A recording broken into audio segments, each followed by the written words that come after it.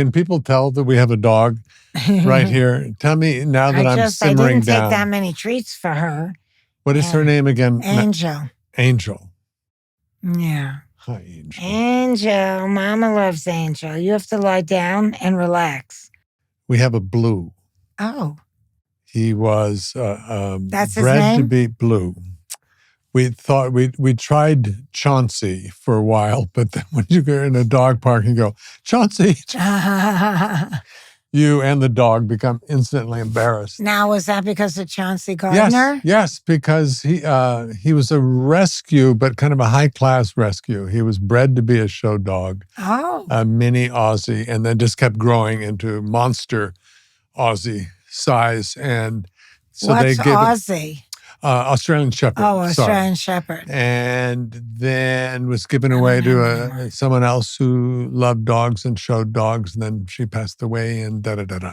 So when we got him, he had seen very little trees, greenery, all of that stuff. How so tragic. I know. And he came to our house and he saw a squirrel, and his first squirrel, I'm sure, and he sat down and watched it on the tree without moving. Wow. For like half hour. So we thought, Chauncey Gardner. She'd never been at the beach until I rescued her. And then she became, at first she was afraid of the waves, and then she became a beach dog.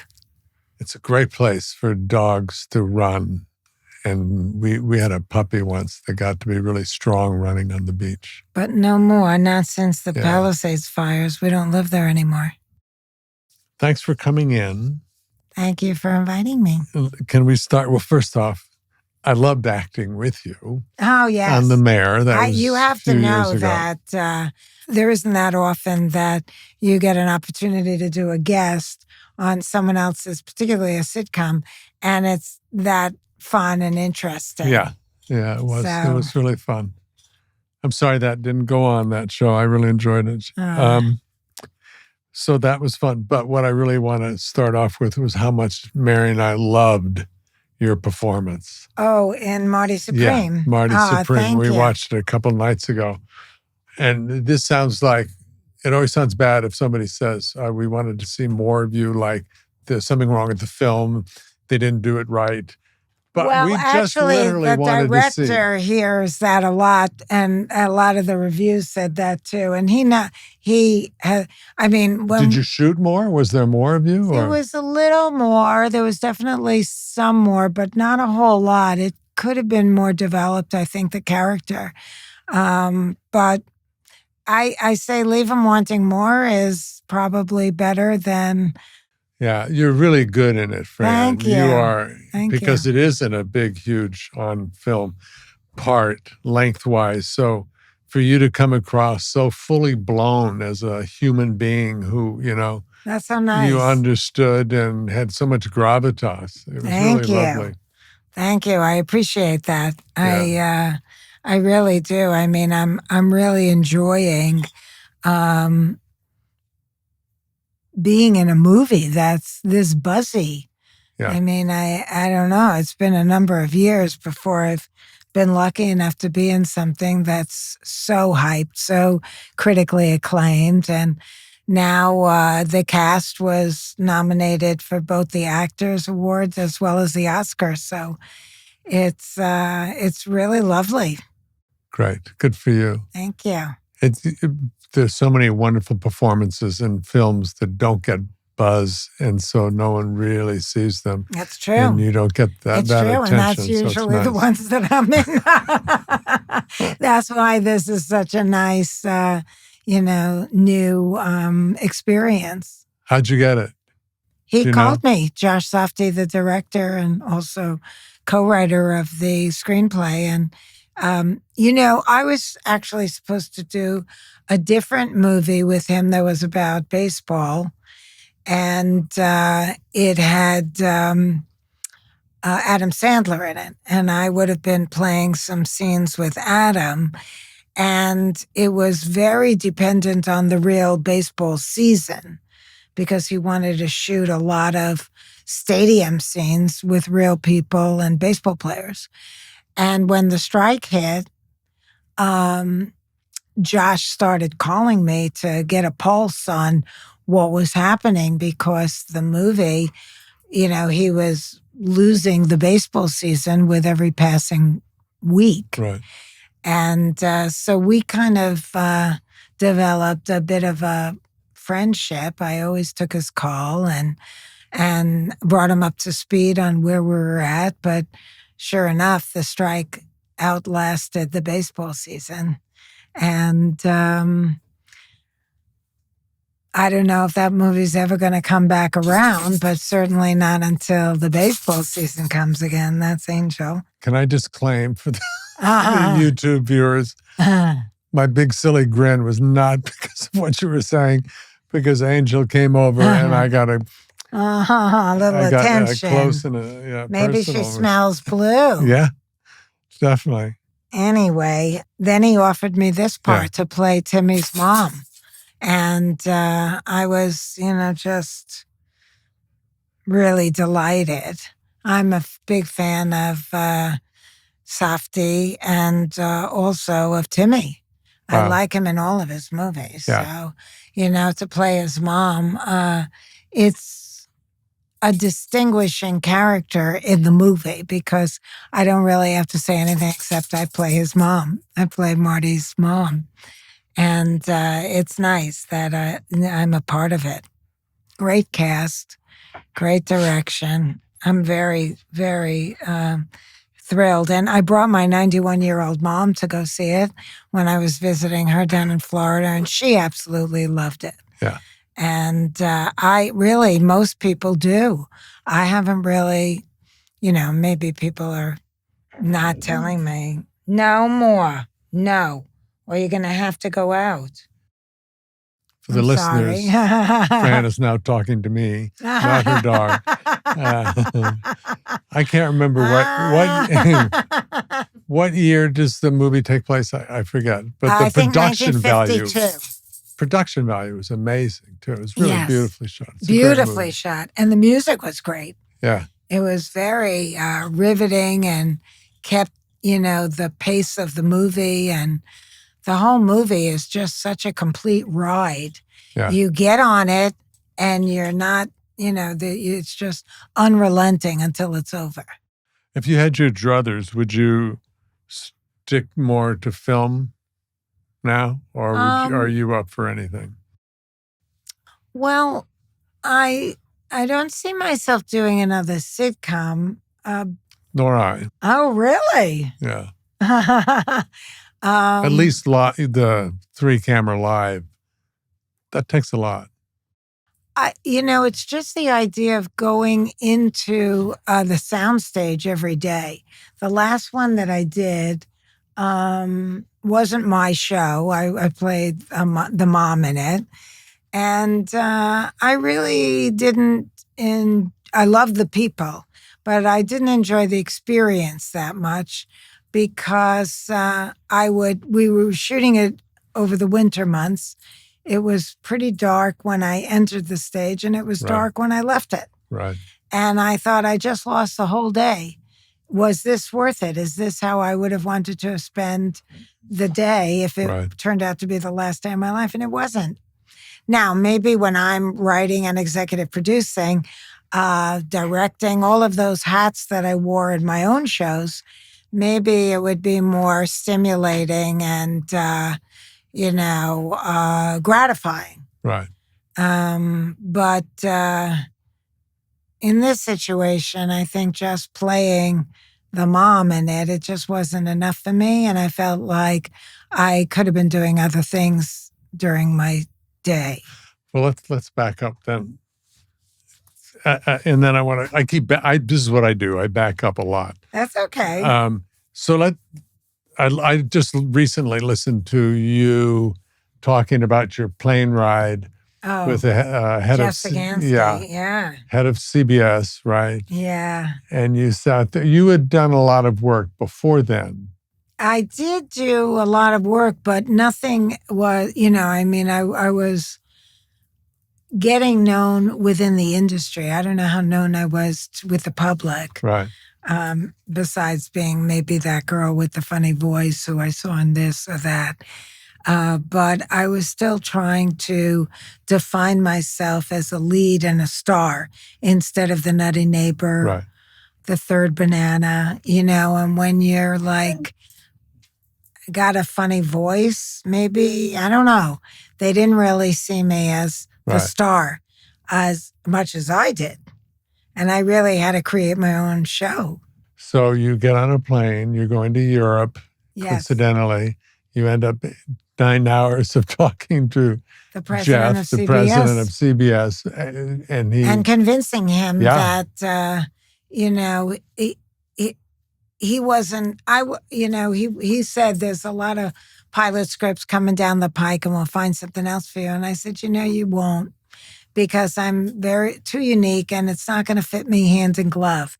You got to hear me pitch with Peter. And you and Peter had already come up with this idea? We of were Nanny? developing things because a pilot that I did not that long before that, and then another very short-lived series that I did with Julie Haggerty and Twiggy, was like defining life-changing moments for me, because I realized that I can't do this way.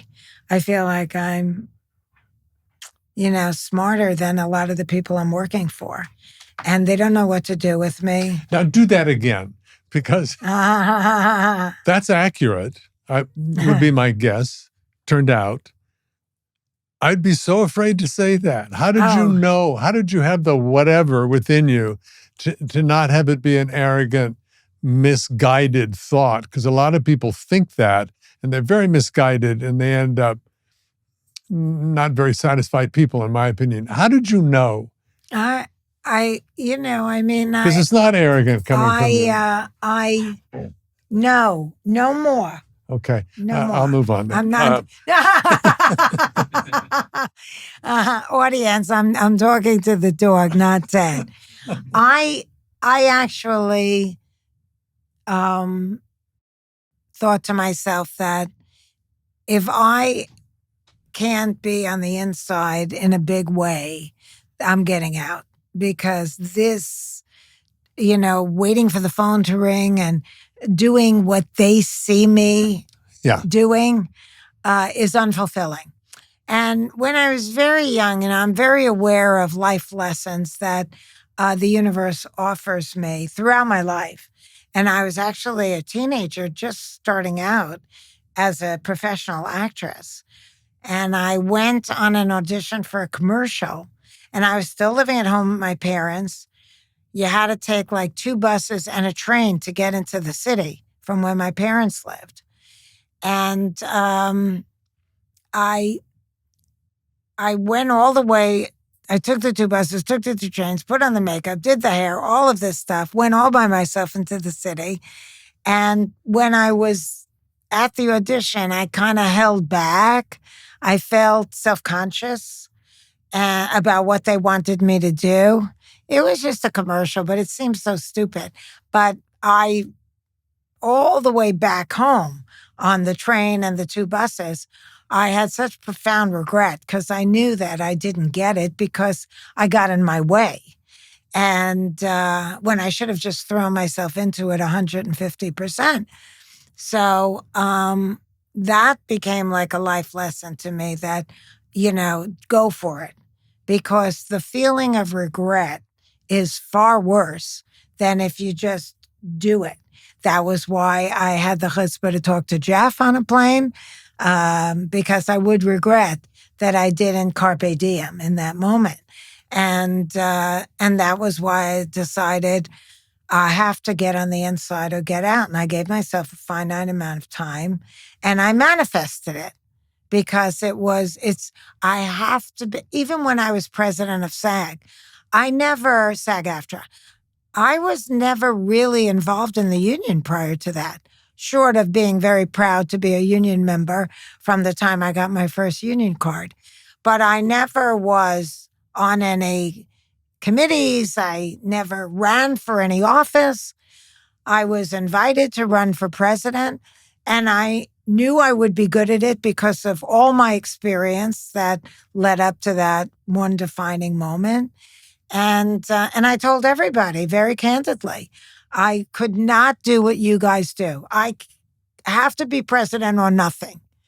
And that's the way it is with me. I have to be in charge, or it's not really fun for me. No, I mean, if you know that and that's your truth, then how wonderful. Yeah. I mean, I knew I would be successful at whatever I really put my mind to. So saying I'm going to walk away from show business because they won't let me do anything but be a third banana on someone else's show, didn't frighten me, because there were other things I could do well, and I would just throw myself completely into that. Success was always my main objective.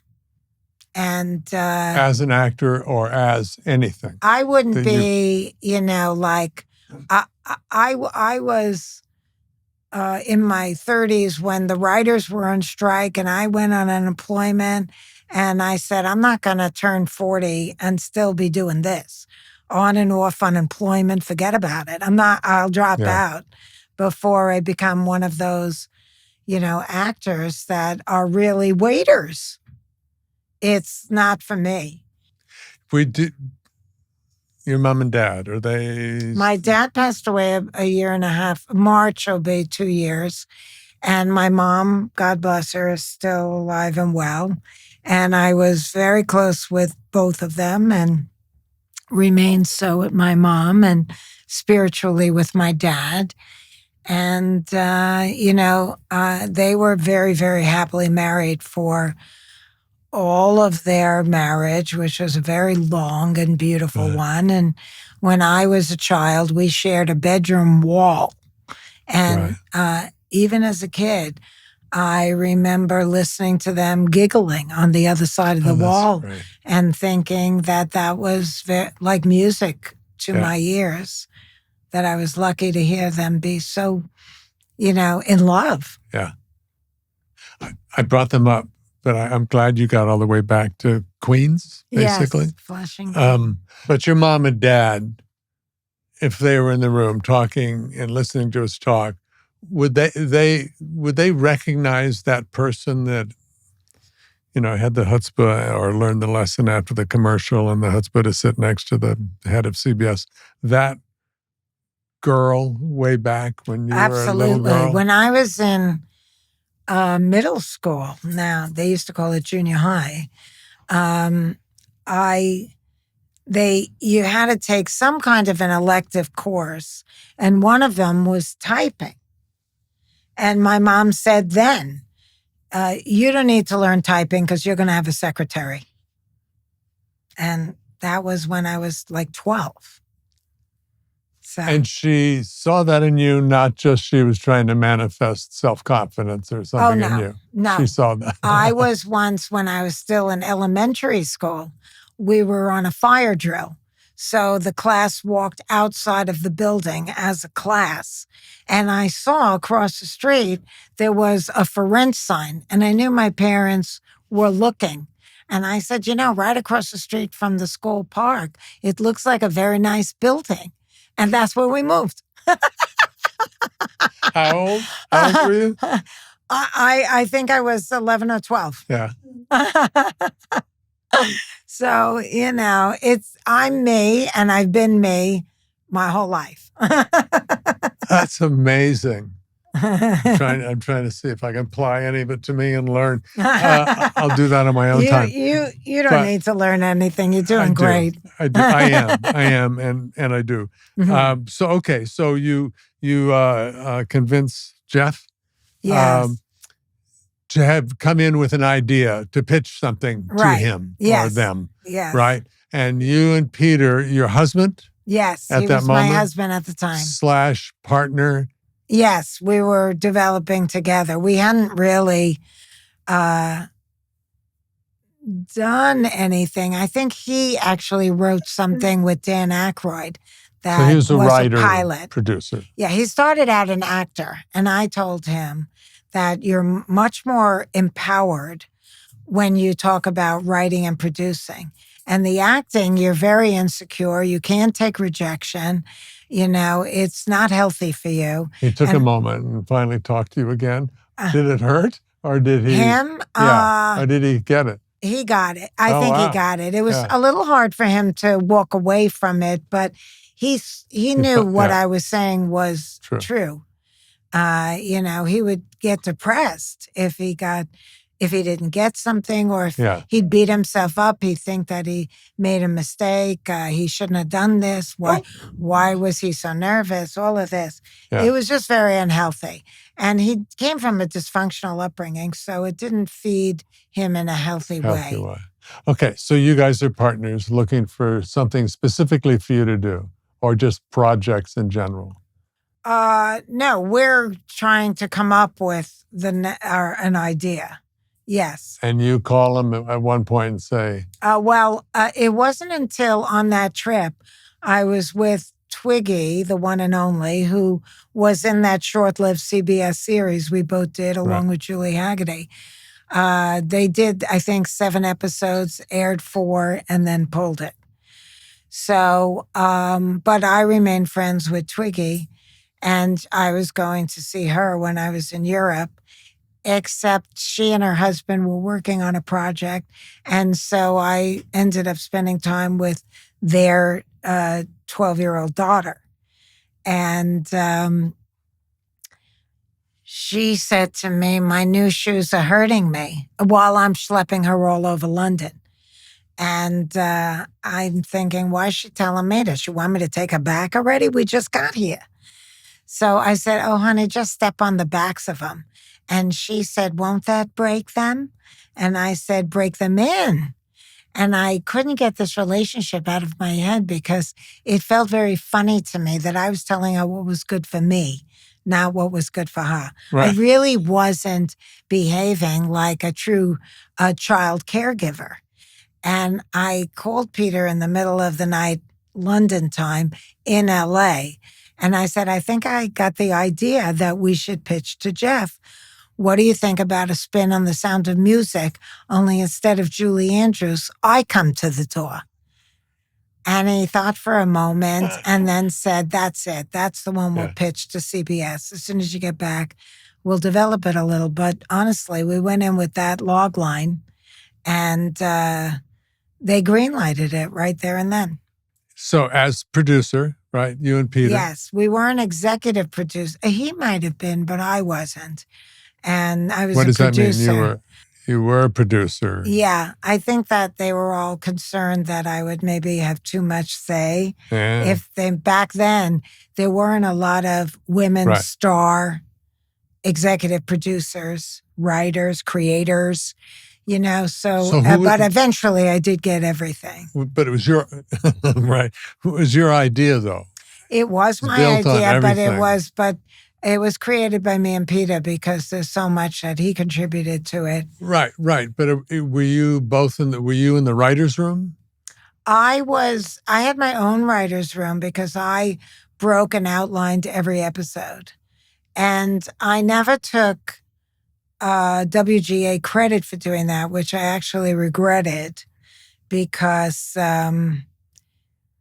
it's good to have the points that you earn in that union because there was, I became a cancer survivor years later, and there was always that pressure that what if I don't work enough this year for the to get, the insurance. So I regretted not doing that. I had brought it up at the time to the other showrunner. And I said, I'm writing every week. These are my shows. And then we're handing it to a writer, and then they hand me the first draft, and then I give them extensive notes on it. And then they go back and write it again, all before it goes to the room. And the other showrunner had said, but this is how we keep good writers.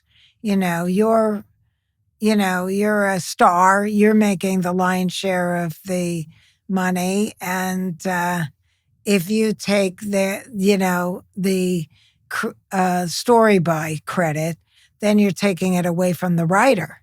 And so I said, And You're a Woman, was that in there or no? That didn't come up, but a lot of it has to do with, I constantly see that. Even when I was, led the union into a historic strike, I realized that there was a lot coming at me because I was a woman leader. And to tell you the truth, when the opposition, all of the producers, the AMPTP, hired a very big PR firm that has a reputation for handling the bad guys, essentially, and they're in Washington, D.C., and they brought them in. They went for the lowest hanging fruit, trying to discredit the woman leader and making me out to be buffoonish. And the union advised me, because all of the press was coming wanting me to comment on some of the things that they were releasing of how I was in the negotiating room. And the union advised me to say no comment. And I said, I'll be goddamned if I'm going to say no comment. I say no to no comment. And I decided to do a self-video where I was putting on my makeup, as millions of women do every day, to go to work. And I was going into the negotiating room. And as I said, what I realized was that there's even a bigger story here than me leading this union strike, because I have to show women and girls what women leadership could look like. And it's not to roll over and show my soft underbelly when I'm being wrongly accused of things to try and make me look bad. So sorry. Yeah, I was just going to say that, as I'm putting on my makeup, I was talking into the camera saying, I don't have to emulate male energy to lead. I can lead with wisdom and empathy and compassion and intellect, and I can still rock a red lip. And that went viral. That was after my strike speech, which was seen 12 billion times around the world. And that speech became a mantra for all labor, not just actors. And so it was a much bigger story than ultimately a very successful $1 billion strike contract. Wow. Yeah. How do you, I'm saying wow because it's just not in my who I am. That is not my comfort zone that you just described. How do you know, did you know whether or not there was a little bit of fuck me, fuck you back, as opposed to staying on course of what was needed for the union? Was that ever, if you're getting insulted. What was needed for the union is that the president maintain absolute credibility. That was needed for the union, without question. Right. Because the most important thing during that whole period was that I keep my 160,000 members of one mind and body. And the minute people start losing confidence in me, we're in trouble. Because then they want you to negotiate and give up or something. Yeah, whatever. I mean, they start fragmenting. Some are for me, some are against me, some want it over already. They don't have confidence in me. That cannot happen. I have to lead and, and be very strong. And I can't have people questioning me or doubting me, but having confidence in me. And so it was very important. Who had your back? Forget about man, woman, whatever. That's a lot, what you went through, it seems to me. Yeah, one of the members who's very active in the LA local, David Jolloff, he really gave me some very sound advice when it was all beginning. And he said, you're going to have to get your own little team. And they don't have to be in this union, and they don't have to be involved in the negotiations. They have to be people that you're going to turn to, people that you trust, people that can be your advisors and help get you through this, because it's going to be a lot. And I did that. I took his advice, and I had my own private group of people that were in on everything that I was going through and helped me through it, because besides the negotiating committee, which was amazing, and the union staff, and all of them, helped carry me. But ultimately, I thought, if this doesn't kill me, I don't know what will, because the stress was just unbearable at times. But I did 2 terms. It was really because over the course of those 2 terms was COVID, which also not only, fractured the nation, but the union. And then, of course, there was negotiating the contract, ultimately striking, and then having to negotiate again our terms in our offices. And then my dad passed away, and then there were the Palisades fires, and that was my tenure. Wow. So, it's when they wanted me to run again. I said, I'm flattered.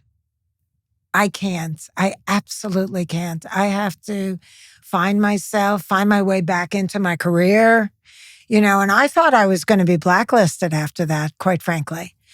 But thank God for this movie, Marty Supreme, because it put me right back in the center of the business in a very potent way as an actor. Yeah. Which I'm extremely grateful for, because, I only half kiddingly said, there's a blacklist out there with one name on it, and you're looking at her.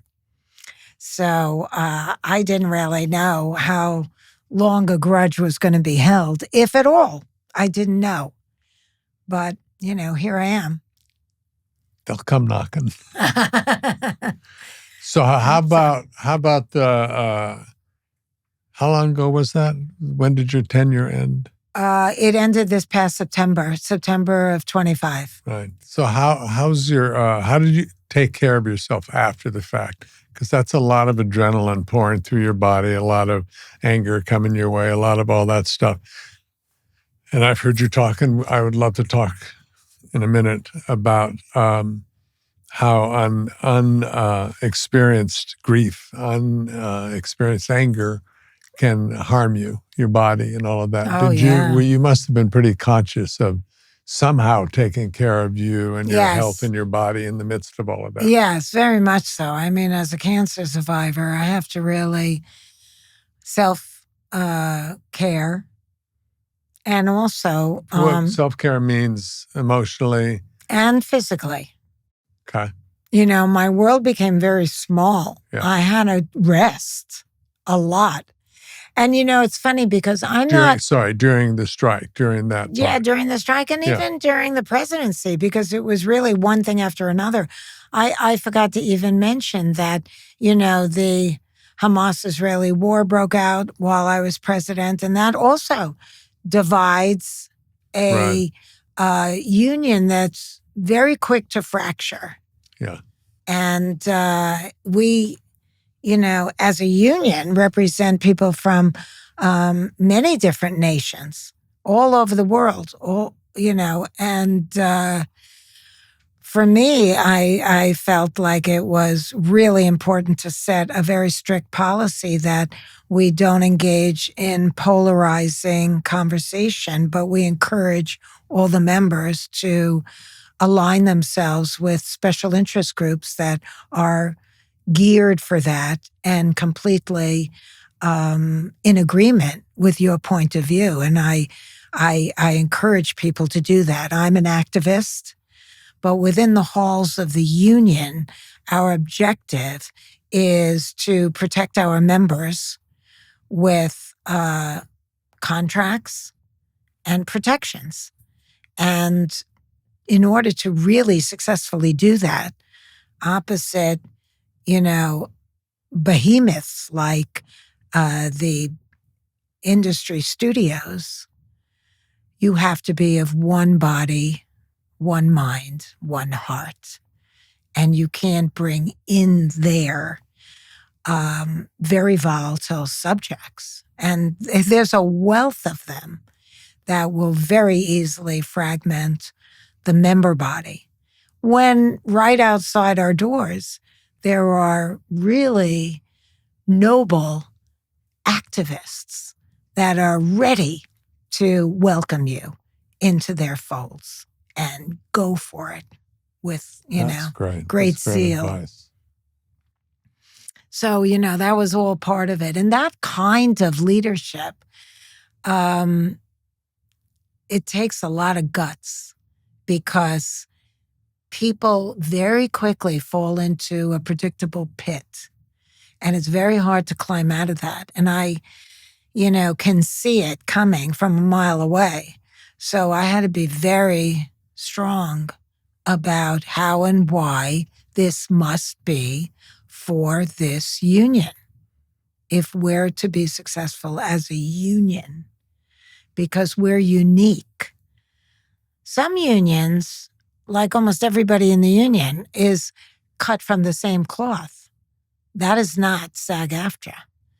We're many different peoples, many different walks of life, many different points of view, many different politics, many different ethnicities, races, nationalities, religions, because we represent performers who can play everything. And not only that, but we also represent dancers, commercial actors, singers, stunt people, puppeteers. I mean, the list goes on and on. Now we just took on a whole new community of the people who intimacy coordinators. So, it's like that's a lot of people with a lot of different points of view living all over the country and the world. We're not the union to start taking political stands, Good for you. Good for you, Fran. Well, And it's just to protect our best interests. Yeah. I had when I first got here, I had a SAG and AFTRA experience with insurance that was so noble. My wife then, Casey, was giving birth to our first child and had a massive stroke. Oh, my God. During delivery. Wow. And I went when things, in a couple of weeks, things started to settle, and not settle, but, she was going to live and all that stuff. I went to the union and I think I was first AFTRA and then SAG, but they were different. Yeah, that was usually the way. First one would pick up and the second one would, whatever wasn't covered, pick that up. So you really were totally covered between the two. And I went to AFTRA and the lady looked up at me and I told her why I was there and just wanted to check everything. And she said that my AFTRA had run out like 2 weeks before. Mm. And then she looked at me and said, "But don't worry. We'll make this work somehow." And I never really asked. It was such a trauma all around me that I didn't really follow up, other than there was no reason legally, technically, that I would have been covered. Our family would have been covered in that moment. And we were. They covered it. They looked at it from a, human point of view and took care of us. It was huge. Wow. Well, there is like you can extend past the eligibility for a small amount of money that you keep paying. I forgot what that's called, but everybody can extend their insurance past the point for a while, for I think at least a year or maybe 18 months. I'm not sure. Talking Greek. I'm just nodding my head going, oh, I'm so glad you are president. But I'm not anymore. Sean Astin is now, and so I'm sure he's going to do a great job. Can we talk about what happened to you in your apartment, that you were attacked, and then years later you ended up having cancer, and the connection between the two? I would love. The stories are the stories and are huge, but the connection you make between the two, I found fascinating and real. Well, I think that the mind-body is connected. There's nothing that's autonomous from the other. It's systems within systems, and everything connects. And actually, in Chinese, Asian medicine, there's a huge, acceptance of this. But in Western medicine, not as much. Right. And I was in my condo with my girlfriend and Peter, my husband at the time, when two men broke in with guns and raped me and my girlfriend and stole everything and left. And thank God, left us, alive. Even though at the time, you really don't know whether you're going to get through this or not. And by the grace of God, they were apprehended and put in jail. So we had closure to the whole experience, but still, I write about it in both my books. It's something that shatters you in a very profound way, and I think that I've never really been, fearless because of that experience, because it's, I'm always a little anxious or nervous or fearful, or I always carry, this is a 911 thing that I always carry with me. I have a big, dog that's very protective of me. And that helps me to function in a very good way.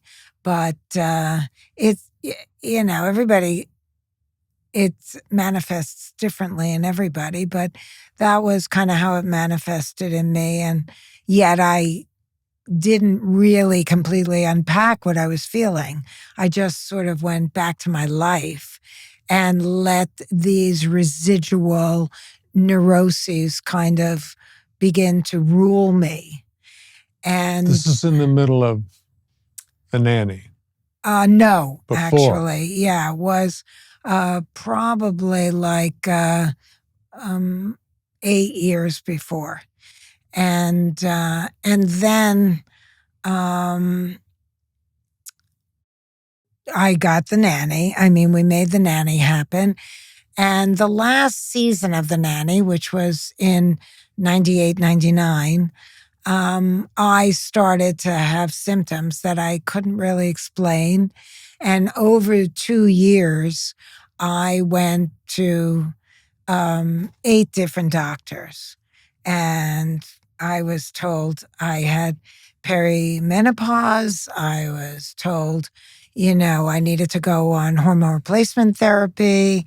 But nobody gave me a very quick in-office test to see if I had uterine cancer, even though I had symptoms of uterine cancer, except for the fact that I was typically too young and too thin. So I slipped through the cracks. And what was more typical for my age was perimenopause. So they just immediately assumed that was my problem.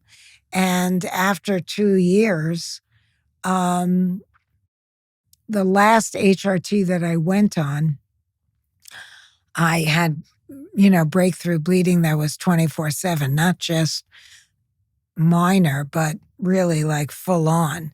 And the doctor said, well, it's probably just the wrong hormone combination that I gave you. Stop. And just to be sure, we'll do a endometrial biopsy. Well, that was what doctor number one said I was too young for. And I never really asked, well, what would it prove or disprove? I really had no idea what they were thinking at the time. Mm-hmm. But in fact, that test 2 years later showed that I had early uterine cancer. And so I was immediately put together with a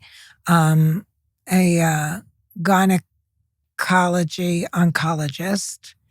And my sister, who's a nurse in New York, said, have that oncologist do another endometrial biopsy because she's in a hospital, it's a controlled environment, and I would feel better if she did her own tests.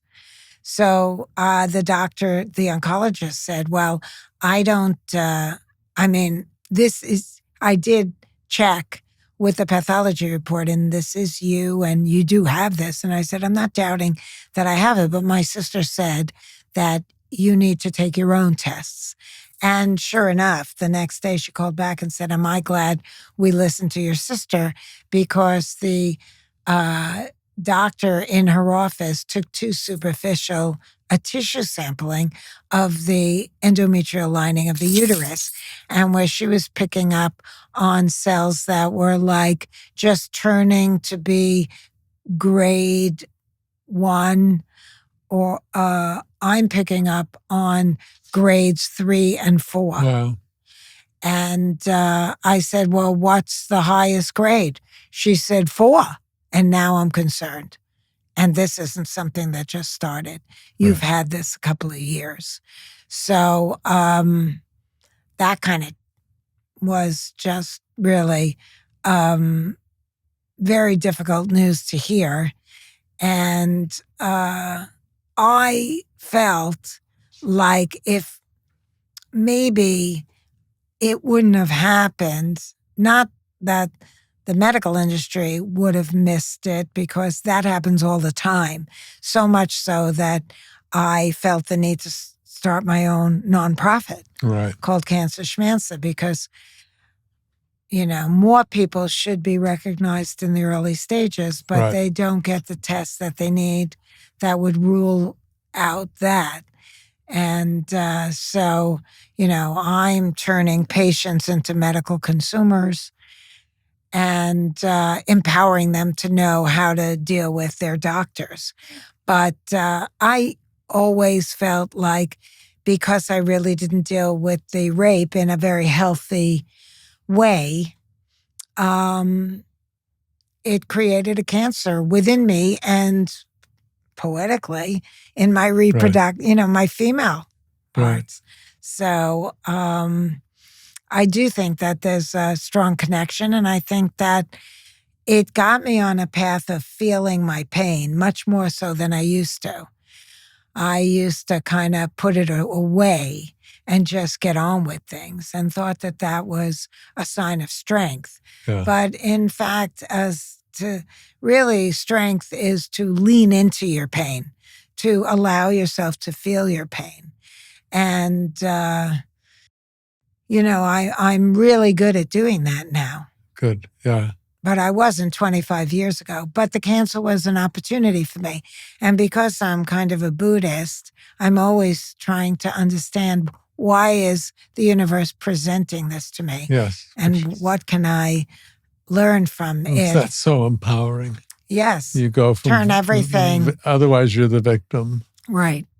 Exactly. Yeah, I'm trying to stay curious about what's next. Yes. Even though next is becoming a little more obvious. You know, as you age, you go, oh boy. I know, it's true, but it is. It's every passage of life. Yeah. Offers us opportunities, but I am looking at the generation just ahead of me, and where they're at if they're still living.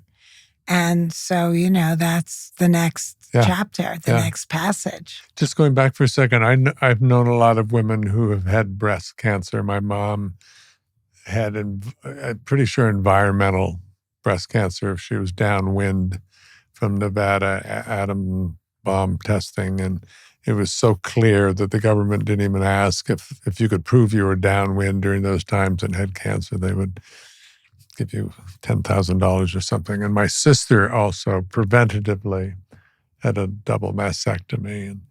And I've heard this many times before, that the connection for women of examined grief and grief and breast cancer seem very tied together. And a lot of doctors will say, have you just gone through a sorrowful well, experience for in your Cancer life? Schmanza, my organization, we speak to a lot of really amazing cutting-edge doctors who began very traditional Western medical careers and started questioning that there's got to be a better way, and took their medical prowess and began a new path. And those are functional medical doctors of all different specialties, from cardiology to oncology and everything in between.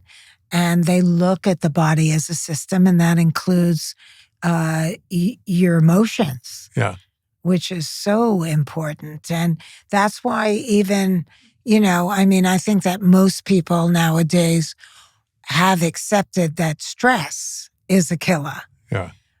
Well, that's an emotion. Yeah. And we usually an unexamined emotion. That's right. Yeah. You raise money, and then what do you do with your money? What is we have a really amazing masterclass health summit. We're education. Okay. We wake you up, shake you up, and motivate and activate you out of complacency, out of mindlessness. We teach you how to be a mindful consumer.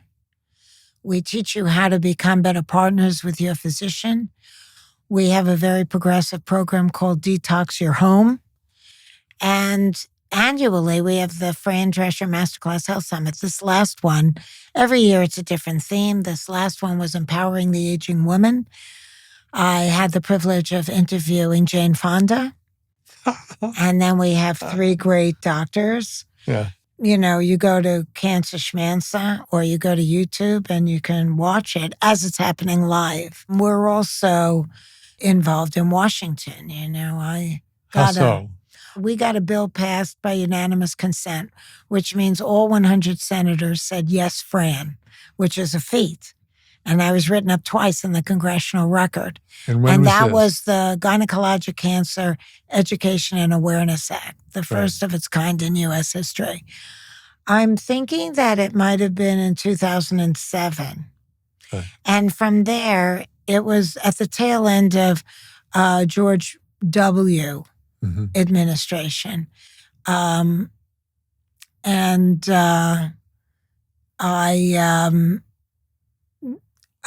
I was then given the opportunity to have the appointed position at the U.S. State Department of, now what the hell was my title? Oh my God. Oh yes, thank you. Well done. Yes, public diplomacy envoy. And so I was sent around the world to speak to our allied nations and military bases on just what Cancer Schmanza teaches everyone, is how to take control of your body, how to become better partners with your physician, how to recognize the early warning whispers of the cancers that may affect you, how to detox your life, how to detox your home, how to eat differently, everything. I tell you that what's great about that is if you do one or two of those things, you become addicted to feeling empowered and not victimized by. You become less fearful. You become more hopeful. I mean, Well, at the end of the day, you can only really control yourself, but each one teach one. And each one teach one. So is that me? I'm sorry. I think it's Angel who so wants out of this room. Okay. I know, I'm surprised. Schmodcast. You wanted to come with me. Yeah, you look at me with that gorgeous face. She doesn't even know how gorgeous she is, do you? One blue eye, one brown eye. Yeah. The best. I know. Mama loves you. Mama loves Angel. What's next for you? Looking for acting roles? Producing? Directing? Yes, all of that. All of that. I'm writing something with Peter right now, which we're very happy with.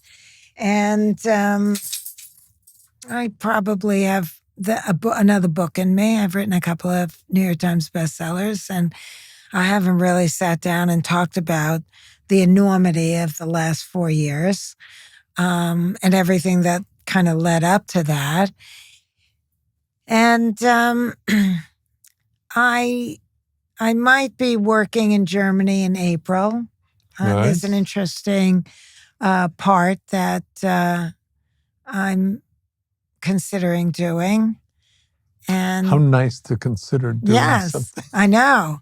It's a very, every day I'm grateful. Yeah. Every single day. And that, I can go to a supermarket and buy what I want and I read labels, but I really don't, look at how much this tomato costs versus that tomato. I'm much more interested in getting the tomato that's farmed organically and, regeneratively. I've always been in the act. I'm a contract player. I'm most comfortable when they say, okay, thank you, Ted. Take off that hat, put on the cowboy hat, and go over to that soundstage 4 and do that.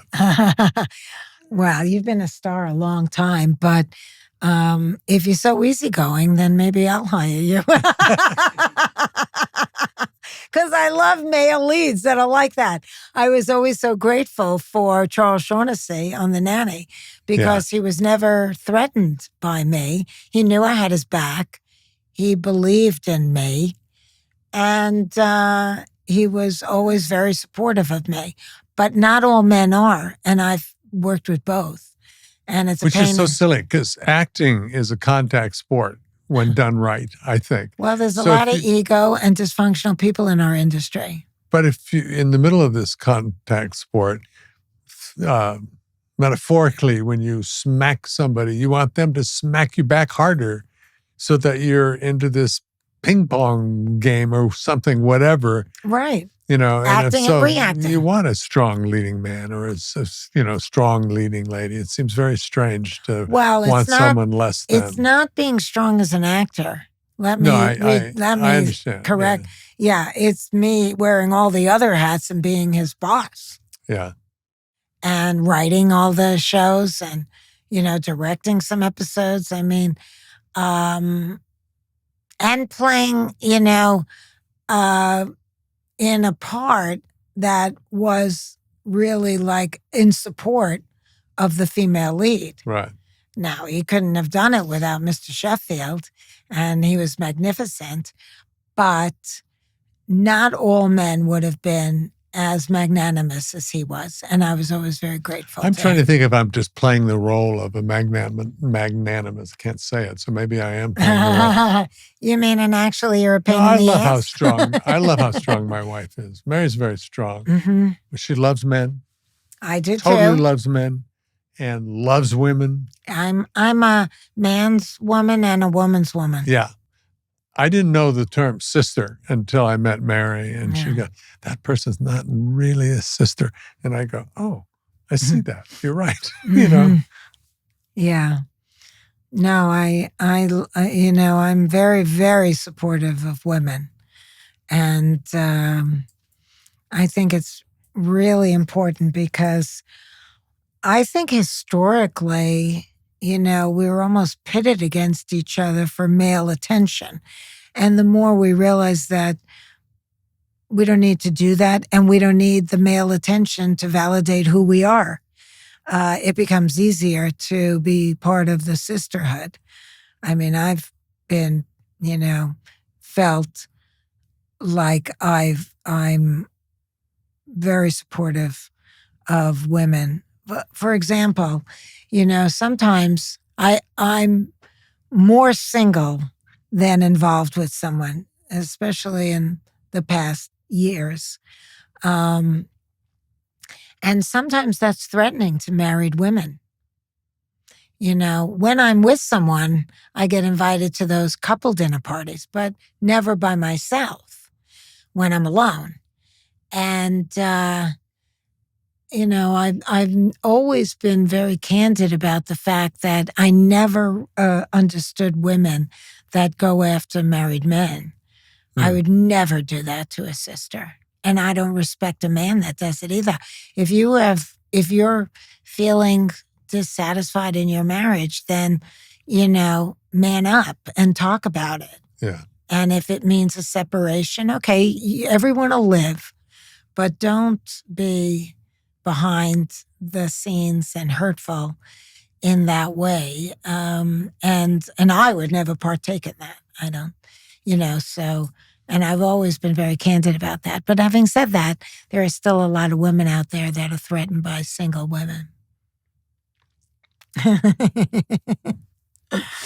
Trying to think of a dinner party. Fran, come to our home. Do you know Mary? You'd love her. Yes, no, I do know Mary. And you know what? Realize. We've met at back in the day at Hillary Clinton events. Right. But yes, I've met Mary several times. Were you in She's Ragtime? lovely and wonderful, yes. Do you think you guys met on that, or did you shoot in different time zones? I don't think yeah. I was on the Lower East Side. That's the only place that I shot. Yeah, she was in the Hamptons or wherever. Yes, exactly. The rich side of the tracks. Yeah. But that was a great experience. Yeah. And I loved working with Milos Forman. Yeah. Did you get to meet James Cagney? Wasn't that his last role? His last role. I think I might have met him, but not when we were shooting, but afterwards. My stuff was with Mandy. Yes, who's a wonderful actor. And and I shared a dressing room, if you could believe it, with Elizabeth McGovern. Who was on the other side of the tracks from you? Wasn't she on the rich side of the town? She was the whore on the rich side. I mean, really. I got to watch this again. Yeah, I mean, I don't know if whore, maybe that's a hard word, but she was like a woman that slept her way up into, wealthy men. Yeah. And she was, but I don't think she herself came from any kind of a pedigree. And in fact, when I was talking to Milos, I said, I'm the Evelyn Nesbith of the Lower East Side. So that was what broke me up with Mandy's character, Tata, because he caught me with a guy that wasn't selling art on the street, but actually had his own tailor shop or something. Yeah. So, And I auditioned for a different part in that movie. Emma Goldman, screen tested with Natasha Kinski. Didn't get it. Neither one of us got it, me or Natasha.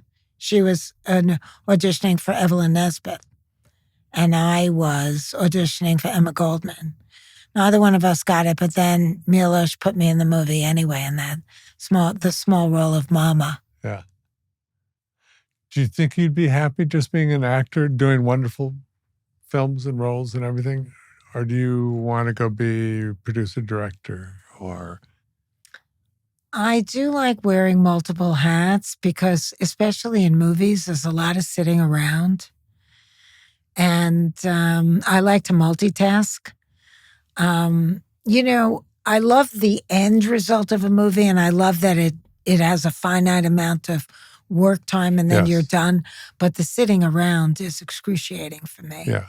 And unless you're like Timmy, when you're in every scene, okay, then you're busy, wall to wall busy. But when you're a character like mine, you're sitting around a lot. Yeah. And I didn't have that experience on The Nanny, obviously, or any of the series that I starred in, happily divorced, but living with Fran. But I don't know. I mean, it's lovely to do a movie. And I love supporting it by promoting it and all of that. It's I love a movie. that movie. I mean, it's still a movie. It's very exciting to be in a movie. It is. It's exciting to be in movies.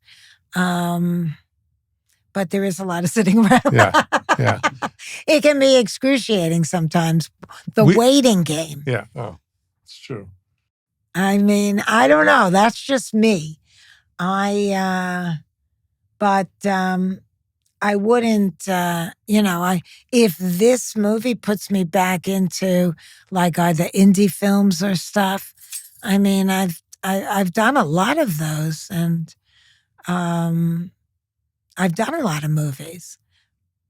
I'd be happy because I don't know if I don't think I want to do a series really, but you never know. Yeah. You never know, because it's a different game. When I was doing The Nanny, for example, we would do 27, 28 episodes a year. It's like 10 season. Months a year. Oh, it was absolutely crazy. And you have to be very young to do that, which I no longer am. I don't know if I have the adrenal system to stand in front of an audience anymore. Well, I'm okay with single camera. But. Yeah. I don't mind that, I don't think. I like the thrill of being in front of the audience and putting on a little play.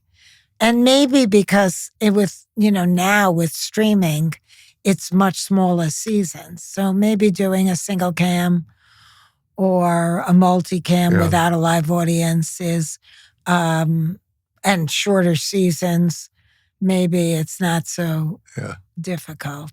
I don't know. I'll see. Don't have to keep this in, don't have to be political, but I am always asking people how your heart is nowadays. It's a lot of sadness, a lot of things that make me very angry and sad.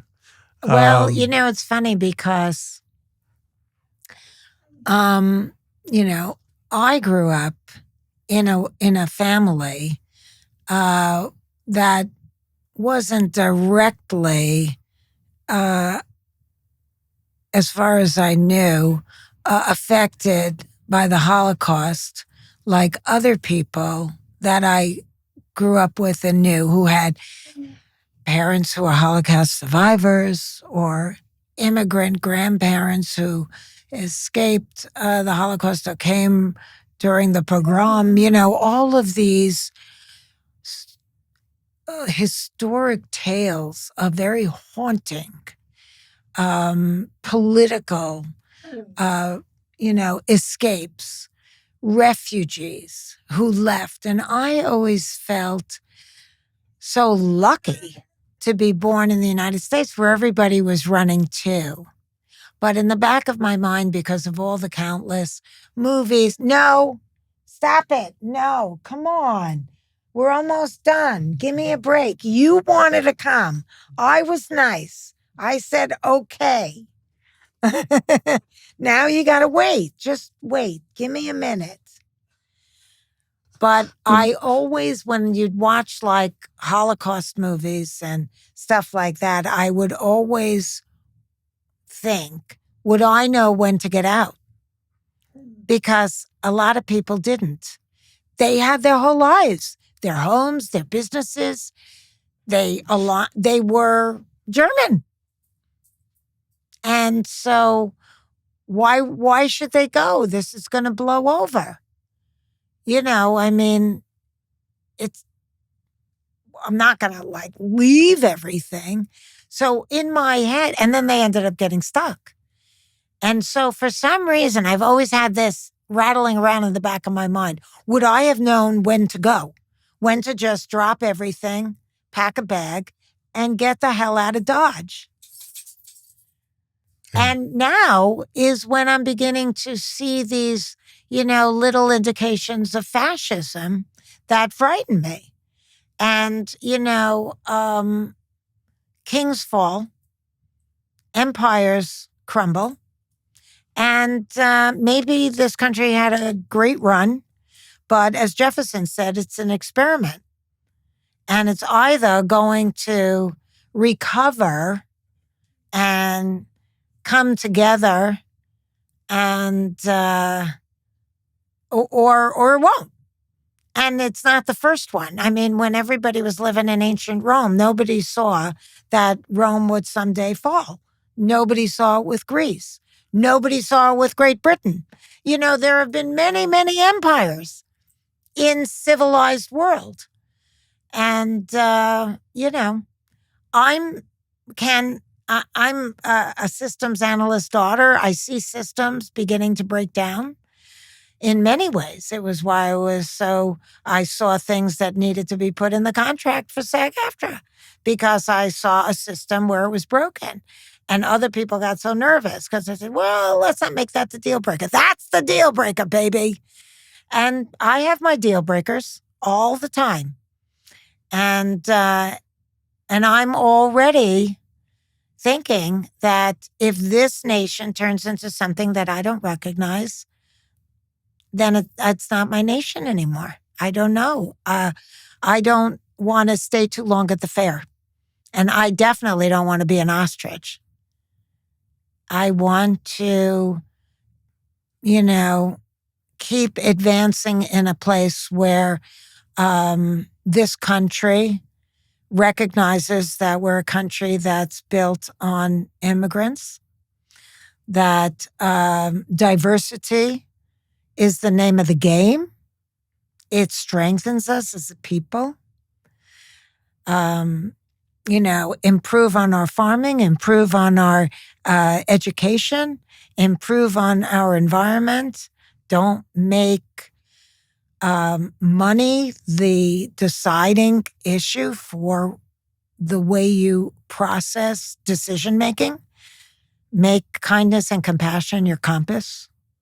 And let's go there, because that's where we should be heading. And we're a work in progress. So I hope that everybody wakes up and smells the coffee and sees that we're going off the rails a little bit. I hope they do. Love talking to you. Thank you. I love talking to you. And I love working with you. Yeah. So we'll have to make that happen someday too. I would love that. I gotta see that episode again. It was so fun. I hope you enjoyed this episode of Where Everybody Knows Your Name, sponsored by Nature's Bounty.